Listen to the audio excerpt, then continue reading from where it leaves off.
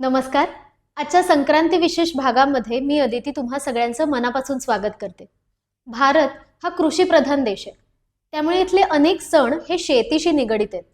त्यातलाच एक सण जो शेतीशी आणि सौर कालगणनेशी निगडित आहे तो म्हणजे मकर संक्रांत. या दिवसांमध्ये शेतात पिकलेलं धान्य स्त्रिया वाणाच्या स्वरूपात एकमेकींना देतात. म्हणजे एका सुगडामध्ये हरभरे, ऊस, बोरं, गव्हाच्या लोंब्या, तीळ हे सगळं एकत्र करून सुगडातनं ते एकमेकींना वाण स्वरूपात देतात आणि देवालाही अर्पण करतात. या अशा सणाचं महत्त्व आयुर्वेदिक दृष्ट्या काय आहे, आहाराच्या दृष्टीने काय महत्त्व आहे, हे आपण आज जाणून घेऊया डॉक्टरांकडनं. सगळ्यात आधी तुम्हाला मकर संक्रांतीच्या खूप शुभेच्छा. तुला पण आणि सर्वांना मकर संक्रांतीच्या खूप खूप शुभेच्छा. तर मला असं विचारायचं आहे की मकर संक्रांत हा सण म्हणजे इंग्रजी नववर्षाच्या सुरुवातीलाच येतो असं म्हणायला हरकत नाही. जानेवारीमध्ये आपण तो सेलिब्रेट करतो. तर या वेळेला मकर संक्रांतीच्या आदल्या दिवशी भोगी म्हणून एक दिवस आपण साजरा करतो, ज्या दिवशी आपण भोगीची भाजी म्हणतो, जे एक सगळ्या भाज्या एकत्र करून आपण करतो. तर त्याविषयी तुम्ही काय सांगाल की या ऋतूमध्ये हा आहार का तसा योजना केलेली असेल त्या आहाराची? बरोबर. भोगीची भाजी सर्वांनाच आवडते खरं म्हणायचं तर. आता भोगीची भाजी का केली जाते, आता तू सांगता सांगता सांगितलंस की आपला देश हा कृषीप्रधान देश आहे. बरोबर. त्यामुळे या सीझनमध्ये आपण बघायला गेलो तर हा ऋतू जो असा आहे ना की आपल्याला बघायला मिळतं की भरपूर भाज्या मुबलक प्रमाणात मिळत असतात. पण ह्या सगळ्या भाज्या आपण एकत्रित कधी खातो का? नाही. वेगवेगळे, आता ओले हरभरे आले, हरभऱ्याची उसळ केली, बरोबर. तुरीच्या शेंगा दिसतात त्याची भाजी केली, असं वेगवेगळ्या स्वरूपात आपण भाजी करत राहतो. पण भोगीच्या दिवशी आपण काय करतो, सगळ्या भाज्या एकत्रित करतो जे पण अवेलेबल आहेत. म्हणजे आता प्रत्येकांच्या घरात वेगवेगळ्या प्रकाराचं कॉम्बिनेशन केलं जातं भोगीच्या भाज्यांसाठी.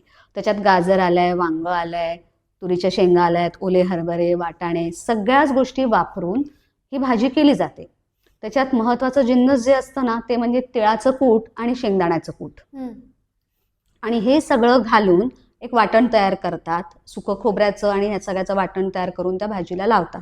आता प्रत्येकांच्या घरी करण्याची पद्धत निराळी असेल, पण भोगीची भाजी करताना या सगळ्या जिन्नसांचा वापर करून जेव्हा ही भाजी केली जाते आणि बाजरीच्या भाकरीशी, म्हणजे त्याला सुद्धा तीळ लावलेले असतात, अशी गरम गरम भाकरी जेव्हा आपण भोगीच्या भाजीशी खातो त्याचं फार महत्त्व आहे. कारण हे सगळे बघायला गेले ना तर उष्णद्रव्य आहेत, आणि फक्त उष्णद्रव्य नव्हे तर ह्याच्यामध्ये स्निग्धता खूप आहे. म्हणजे आता तीळ आहे, त्याच्यात खूप स्निग्धांश आहे. शेंगदाण्याचं कूट, ओलं खोबरं किंवा सुकं खोबरं जे वापरलं जाईल वाटणात, सगळ्यामध्ये स्निग्धता जास्त आहे. आता ऋतुमानानुसार शरीरामध्ये शुष्कता वाढलेली असते. या थंडीच्या ऋतूमध्ये आपण बघतो की बऱ्याचदा वाताचं प्रमाण खूप वाढलेले असतात. आता माझ्याकडे तर वाताचे पेशंट सर्रास वाढलेले आहेत. त्याच्यामागचं कारण शुष्कता शरीरात खूप जास्त होत असते. मग अशा रुक्ष काळामध्ये तुम्हाला स्निग्धता शरीरात जायला पाहिजे, या दृष्टिकोनातनं हे सगळे आहार आहेत. आता भोगीची भाजी जेव्हा आपण करतो आपल्या शरीरात भरपूर प्रमाणात स्निग्धता जात असते. म्हणजे ही भाजी आपण नक्की खायला पाहिजे बाजरीच्या भाकरीशी. एकदा का होईना वर्षातून आपण सर्व जिन्नस एकत्र करून जेव्हा खातो त्याचा आनंदच वेगळा असतो. म्हणजे तो एक मोठा सण असायचा पूर्वी. भरपूर भाज्या आणून सगळ्या बायका घरी निवडत बसायच्या, मग त्यातून लहान मुलं येऊन ओले हरभरे चोरून न्यायचे, वाटाणे चोरून खायचे. म्हणजे एकत्र येण्याचा पण हा काळ होता सगळ्यांच्या दृष्टीने. त्यामुळे सांस्कृतिक दृष्टिकोनातनं पण खूप चांगला होता. सोशलायझेशन जसं आपण म्हणतो. आता तसं राहिलं नाही. आता पूर्वीसारखी जॉईंट फॅमिलीज नाही आहेत, पूर्वीसारखे ह्या भाज्या भरपूर केल्या जात नाही. किंवा गृहिणी आता कामाला जात असतात, पण त्यातूनही काही गृहिणी असे असतात की जे कापलेल्या भाज्या आणून तयार करून खातात. तर त्या सर्व स्त्रियांना तर सलाम. प्लस ही भाजी नक्की सर्वांनी करून खायला पाहिजे. पण आयुर्वेदिक दृष्टिकोनातनं एक सर्वात महत्वाचा भाग पण आहे. भोगीची भाजी जेव्हा आपण करतो ती भाजी सर्वांनाच चालते असं नाही. कारण भाजी मुळात उष्ण असते, बाजरीची भाकरी पण उष्ण आहे. मग या दिवसांमध्ये फक्त एवढंच लक्षात ठेवायचं आहे की थोडं प्रमाणबद्ध खा. कोणी ज्यांना स्किन प्रॉब्लेम आहे, ज्यांना प्रमेह आहे म्हणजे डायबिटीस आहे, किंवा ज्यांना खूप पचनाचा त्रास आहे, सतत गॅसेस होत असतात, ज्यांना पोट साफ होत नाही, ज्यांना उष्णतेचे विकार आहेत, त्याने आवर्जून फार कमी प्रमाणात खा. भाजी खूप चांगली लागते म्हणून जास्तही खाऊ नका. म्हणजे कोणतीही गोष्ट प्रमाणबद्ध असणं आवश्यक आहे. खरं. तसं भोगीचा दिवस साजरा होतो. बरोबर. मग पुढे मला आलं. एक विचारायचं होतं या निमित्ताने, की आपण भोगीची भाजी जसं म्हटलं, की अनेक भाज्या एकत्र करून आपण भोगीची भाजी करतो. तसंच आपण गणपतीच्या दरम्यान जी ऋषीची भाजी करतो, हो, ते पण आपण अनेक भाज्या एकत्र करूनच करूनच करतो. करतो. पण बरोबर? त्यावेळेला पावसाळ्यात येणाऱ्या काही रानभाज्या असतात. हां, तर त्या भाज्यांचं महत्त्व वेगळं आहे. बरोबर, त्या शरीराला त्या ऋतूमध्ये आवश्यक घटक आहेत. बरोबर. आता या ऋतूमध्ये जे भाज्या मुबलक प्रमाणात हम्म. आहेत त्या भाज्या आपण जास्त वापरतो. करेक्ट. पण म्हणजे एकंदरीतच पूर्वीच्या काळी हे जे भाज्या सगळ्या एकत्र करून करणं एक भाजी, हम्म. या दृष्टीने म्हणजे ते सगळ्यांच्या दृष्टीने ह्याचा विचार किती केला गेला. ऍक्च्युली शास्त्रात बघायला गेलं तर सगळे जे आपले सण आहेत हम्म, एका मागोमाग येणारे हे ऋतुमानानुसारच आहेत. म्हणजे ऋतू बदल होत असताना ऋतूमध्ये आपण कोणते आहार घ्यायला पाहिजे बरोबर, त्या सारख्याच गोष्टी आपल्याला अवेलेबल असतात. बरोबर. म्हणजे जे आपल्याला मिळतात हम्म. भाजी मार्केटमध्ये गेलो की आपल्याला कोणत्याही ऋतूमध्ये सगळ्याच भाज्या मिळत नसतात ना. खरंय. मग त्या त्या ऋतुमानानुसार त्या त्या दिवसांमध्ये शरीराला जे आवश्यक आहेत त्याच गोष्टी मिळत असतात आणि बरोबर. आपण त्या दिवसांमध्ये त्या भाज्या खायच्याच. काही झालं तरी बरोबर. थोड्या प्रमाणात का होईना शरीराला आवश्यक घटक आहे आणि यातनं तुमचं मेटाबॉलिझम चांगलं होत असतं, पचनशक्ती सुधारते या भाज्यांमुळे. म्हणजे तुमच्या शरीरात साचलेला वात कमी होतो. म्हणजे जो आपण थंडीमध्ये साचवत येतो तो सगळा कमी होतो. कारण तीळ जाते, तिळाचं तेल का आपण वापरायला सांगतो थंडीच्या दिवसात, कारण वात शमन होतं. बरोबर. तसंच जेव्हा पोटात तीळ जात आहे, जसं आता उदाहरणार्थ आपण संक्रांतीच्या दिवशी लाडू तर खाणार आहोत ना, बरोबर. आपण सर्वांनाच म्हणतो तिळगुळ घ्या गोड गोड बोला, अगदी. म्हणतोच की नाही. पण मग ते तीळ खाण्यामागे पण फार महत्व आहे ना. ह्या कुठल्या ना कुठल्या स्वरूपात बघ आता आपण बघतो तिळाची चटणी केली जाते. मग त्या चटण्या सुद्धा आपण कोरड्या खातोच ना, किंवा मुखवासात पण तीळ वापरले जातात. निश्चित. पण हे खात असताना त्याच्या मागचं महत्वही समजून घेणं गरजेचं आहे. बरोबर. म्हणजे तीळ उष्ण पण आहे हम्म. आणि त्याच्याच बरोबर वात शमन करणारं पण आहे. बर. पण मग तिळाचा वापर आपण वर्षभर करू शकतो? हो, करू शकतो. पण खूप उन्हाळा असेल तर तिळाचा वापर करू नये. कारण मी आत्ता सांगितल्यासारखं ज्यांना एखाद्याला मूळव्याधीचा त्रास असेल तर अतिरिक्त तीळ खाऊन पण त्रास होईल. बरोबर. म्हणजे त्यांना अक्षरशः रक्त पडू शकतंय. पण तिळाचा लाडू इतका छान लागतो हो, की येता जाता आपण तोंडात टाकतो. अगदी. म्हणजे हेही एक म्हणजे मुद्दा आहे की किती प्रमाण असावं हे खाताना. रोज एखादा लाडू खायला हरकत नाही. शरीराला आवश्यक घटक आहे त्यामुळे एक लाडू खायला हरकत नाही. पण एका लाडूच्या पलीकडे मी असं सांगेन की एखादा कफ प्रकृती आहे त्याने खायला हरकत नाही. पण पित्त प्रकृतीवाल्यांनी नक्कीच कमी खायला पाहिजे. आणि पाहायला गेलं ना तर पित्त प्रकृतीवाल्यांनाच फार आवडतं. अगदी. जी गोष्ट आपण खाऊ नये म्हणतो तीच गोष्ट आवडत असते. बरोबर. मग तसंच आता स्किन डिसीजेस आहेत, ज्यांना पित्त उठतात, जे जागरण करतात रात्रीचे, त्यांनी ह्याचं प्रमाण थोडं कमी ठेवायला पाहिजे. निश्चितच. आणि आता तिळगुळ आपण जसं म्हटलं, तिळगुळासोबतच अजून एक येणारा अगदी गोड पदार्थ आवडीचा सगळ्यांच्या, तो म्हणजे गुळाची पोळी. हो तर मग त्याविषयी काय? हो, आज आपल्याला अशोक स्वीट्स तर्फे गुळाची पोळी मिळालेली आहे. आणि गुळाच्या पोळीसोबत मस्त तूप आहे. हो. आणि तुपाशीच खायला पाहिजे असं म्हटलं गेलंय. त्याच्या मागची पण कारणं आहेत. कारण स्निग्धता, मी आत्ता जसं सांगितलं की वाताला स्निग्धतेची आवश्यकता आहे. म्हणजे तेल तूप या गोष्टींचं प्रमाण जास्त पाहिजे. पोळी करतो तेव्हा आपण त्याच्यात तिळाचं कूट, गूळ असे सगळे जिन्नस टाकून करतो. मग ते जेव्हा आपण तुपाशी खातोय तेव्हा ते बाधत नाही असं म्हणतात. बर. म्हणजे त्याच्यातली उष्णता थोडी कमी होते. अच्छा. त्यामुळे गुळाची पोळी आणि तूप या कॉम्बिनेशननी जरूर खायला पाहिजे. अगदी. पण ते सुद्धा प्रमाणबद्ध. तेच म्हणजे प्रमाण हे लक्षात फार ठेवून खाणं महत्वाचं. गरजेचं आहे. हो. आता तिळगुळ, आता जर तिळगुळ पाहायला गेला तर तिळगुळ सगळेच जण घरात तयार करतातच. आता या तिळगुळामध्ये म्हणायला गेलं ना तर यांनी बऱ्याच गोष्टींचा फायदा होतो शरीराला. बर. जसं मुलींना बऱ्याचदा तक्रारी असतात की थंडीचे सीझन आले की आमचे केस गळत आहेत.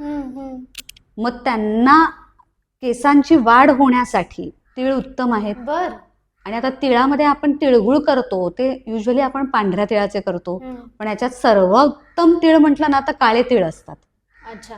ज्याचा वापर आपण फार क्वचित वेळेला काही कुलच्या किंवा अशा प्रकारावर घातलेलं पाहिलंय. अदरवाईज स्वयंपाकात वापरलेलं आपण कमी पाहिलंय. पण ऍक्च्युली काळे तीळ हे शरीरासाठी सर्वात जास्त चांगले असतात, उत्तम दर्जाचे मानले जातात. बर. आणि त्याच्याने होणारे फायदे खूप आहेत. जसे आपल्या हाडांना खूप कॅल्शियम मिळतं तिळाने. जसं आपण थंडीच्या सीझनमध्ये म्हणतो की डिंकाचा लाडू खायला पाहिजे, मेथीचा लाडू खायला पाहिजे, त्याच्या मागची हीच कारणं आहेत. कारण त्याच्यातनं जाणारे जिन्नस जे आहेत ते त्या दिवसांमध्ये शरीराला आवश्यक असतात आणि मुळात उष्ण असतात ना, तर थंडीच्या दिवसांमध्ये आपल्याला थोडंफार पचवण्याची शक्ती असते. बरोबर. त्यामुळे आपण त्या दिवसांमध्ये हे लाडू नक्की खायला पाहिजेत. तसंच तिळाचा लाडू कॅल्शियम रिच, भरपूर कॅल्शियम आहे ह्याच्यामध्ये, न्यूट्रियंट्स भरून आहे. आता गूळ आहे, त्याच्यामुळे तीळ आणि गूळ या कॉम्बिनेशनमुळे सुद्धा त्याच्यामध्ये गुण वाढतात. म्हणजे जसं फॉलिक ऍसिड आहे, आयर्न रिच होऊन जातं गुळामुळे. म्हणजे मल्टिपल गोष्टी एकाच लाडवात मिळते आपल्याला. पण मग हा लाडू आपण फक्त याच सीझन मध्ये खायला हवा का आपण तो वर्षभरही म्हणजे थोड्या थोड्या प्रमाणात जर खात राहिलो नाही. तर? या सीझन मध्ये आपल्याला जितकं हवं तेवढं खाऊन घ्यायचं. जसं आता मी लोकांना सांगते की तुम्हाला व्हिटॅमिन डी हवं असेल तर या दिवसांमध्ये तुम्ही जास्त उन्हात जा. बरोबर. कारण उन्हात जाणं आपल्याला आता चालणार आहे. मला वाटतं त्यासाठी पतंग उडवण्याचा पण येस, त्यामुळे बऱ्याच ठिकाणी पतंग उडवतात. या थंडीच्या दिवसात काही ठिकाणी शेकोटी पेटवतात, जसं लोहरी वगैरे साजरा केला जातो. आता प्रत्येक ठिकाणी प्रत्येक स्टेटमध्ये वेगवेगळ्या प्रकाराने संक्रांतीचा उत्सव होतो. आता आपल्याकडे आपण काळी साडी नेसतो किंवा आज शैलीतर्फे आपल्याला हे दागिने त्यांनी दिलेत घालायला. म्हणजे खूप सुबक दागिने आहेत. अगदी. म्हणजे खरं म्हणजे लग्नानंतर माझा सण जेव्हा साजरा झाला होता पहिल्यांदा, त्यावेळेला सासूबाईंनी खूप आवर्जून सगळे केले होते. पण त्यावेळेला कसं फोटो सेशन्स वगैरे इतके नव्हते, त्यामुळे राहून गेले होते. तर त्या निमित्ताने माझा आज हे घालून फोटो झाला असं म्हणायला हरकत नाही. म्हणजे आज शैलीमुळे आम्हाला दोघींनाही खूप छान दिसायची संधी मिळाली. आणि दुसरी गोष्ट म्हणजे लहान मुलांना किंवा मुलींना लग्नानंतर किंवा आवड म्हणून किंवा फोटो सेशनसाठी हे दागिने करतो आपण आणि घालतो, त्याच्यात एक आनंद पण मिळतो ना. म्हणजे आपण जे कार्यक्रम करतो किंवा हळदी कुंकू समारंभ जे काही होत आहेत या सगळ्यांनी एकत्र येतोय ना आपण समाजात. म्हणजे हे पूर्वीच्या काळातलं सोशलायझेशनचा मार्ग होता असं म्हणायला. त्यावेळेला स्त्रियांना कसं होतं की बाहेर पडायला काहीतरी कारणं लागायची. मग या कारणांवर सगळ्यांना भेटणं व्हायचं, एकमेकांना भेटून बोलून मनातलं स्ट्रेस कमी करण्यासाठी पण चांगलं आहे. म्हणजे आपण आता म्हणतो आजार, म्हणतो मानसिक आजार वगैरे. तुम्ही स्त्रियांना बघा, अशा गोष्टी घातल्याबरोबर एकदम खुश होतात, आनंदी होतात. आणि तसे फोटो झाले तर अजून आनंदी होतात. निश्चितच. हो की नाही? म्हणजे शैलीला थँक्यू सांगायला पाहिजे की त्यांच्यामुळे आम्हाला ही संधी मिळाली आज आनंद मिळवण्याची, की दागिने घालून आपण कसे दिसतो आहे. त्याच संदर्भात सांगायचं झालं तर हे हलव्याचे जे दागिने असतात, हलवा, हे सुद्धा ज्यांना दाताचे विकार आहे त्यांनी कमी खायला पाहिजे. बापरे. नाहीतर दाताचे विकार लहान मुलांना फार असतात. मग ते कॅव्हिटीज वाढण्याची शक्यता जास्त असते हलव्यामुळे. बापरे. अच्छा, हे मला माहित नव्हतं. त्यामुळे काय होतं, बऱ्याचदा लहान मुलांना खूप आवडतं म्हणून दिलं जातं. बरोबर. पण त्यांचं जास्त प्रमाण जर झाला, कारण काय होतं, लहान मुलं त्यांच्या आईसोबत जातात हळदी कुंकवाला आणि मग तिकडे हलवे खाल्ले जातात. निश्चित. आणि लहान मुलांना म्हटलं की तिळगुळ कधी कधी कडक असतो, खाता येत नाही, मग हलवा. आणि ते वेगवेगळ्या रंगाचे हलव्याचे दाणे असतात, त्यामुळे ते त्यांना आकर्षकही वाटतं की अरे. आणि त्यामुळे काय होतात, त्यांना कॅव्हिटीज वाढण्याचे चान्सेस जास्त असतात. हलव्यामुळे कसं काय? म्हणजे त्याच्यात जे साखरेचे कण असतात ते थोडे कडक असतात, त्याच्यामुळे ते जेव्हा दातामध्ये चावून खाल्ले जातात तर दातांना इजा होऊ शकते. आणि ते थोडं जास्त प्रमाणात. निश्चित आता 3-4 खाल्ले तर काही नाही होणार आहेत, पण ते मुलं 3-4 नाहीच खाणार आहेत. डायबिटीस असलेल्या लोकांनी लक्षात ठेवायचं की गुळाच्या पोळीने सुद्धा त्यांची शुगर वाढणारच आहे. त्यामुळे साखर असो, गूळ असो, काही असो, शेवटी तोंडावर ताबा पाहिजे. पण गुळ खरं तर चालू शकतो असं म्हणतात. गुळ असो साखर असो, गुळामध्ये फक्त न्यूट्रिएंट्स थोडे जास्त आहेत, मिनरल्स थोडे जास्त आहेत, पण साखर आणि गुळ गोडवा सेमच आहे. एकूणच आपण कंट्रोल ठेवणं गरजेचं आहे. प्रत्येक गोष्ट प्रमाणबद्धच खा. पित्त प्रकृतीच्या लोकांनी तिळगुळ खा, पण कमी प्रमाणात खा. कफ प्रकृतीवाल्याने मुबलक खायला हरकत नाही, वात प्रकृतीवाल्याने सुद्धा खायला हरकत नाही, कारण त्यांना सुद्धा उष्णतेची गरज असते, शरीरात स्निग्धताची गरज असते. त्यामुळे त्यांनी तिळगुळ, गुळाची पोळी तूप लावून खा, कोरडी खाऊ नका. हे आवर्जून मी सांगते की भरपूर तूप लावून खा, त्यामुळे तुमच्या जॉईंट्सना मिळायला पाहिजे तेवढी स्निग्धता मिळून जाईल. त्यामुळे सर्वांनी लक्षात घ्या, सण खूप छान साजरा करा. आणि तुम्हाला माहितीच असेल की प्रत्येक स्टेटमध्ये संक्रांती निमित्त केले जातात त्या गोष्टी वेगवेगळ्या आहेत. जसं की आपण आपल्याकडे लाडू किंवा आपण गुळाची पोळी करतो. काही ठिकाणी आपण बघायला गेलं तर तिळाचेच गजक प्रकार केले जातात. हो, हो. गजब. राजस्थानमध्ये सुद्धा बऱ्यापैकी गजकाचेच प्रकार बघायला हम्म. मिळतात आणि त्याचे तिळाचे बरेच व्हरायटीज बघायला मिळतात. हो. तर ह्या सगळ्या गोष्टी बघायला गेल्या तर संक्रांतीचं स्पेशल आहे. हम्म.